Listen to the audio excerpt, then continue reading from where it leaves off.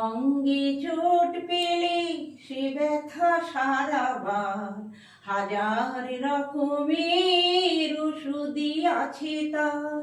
মরমে চোট পেলে সারে না এ জীবনে সজনী আমি বুঝি মরেছি মনে মনে।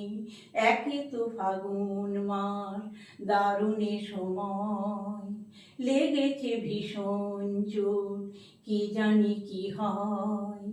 এ ব্যথা কি যে ব্যথা বুঝে কি আঞ্জনে, এ ব্যথা কি যে ব্যথা বুঝে কি আঞ্জনে।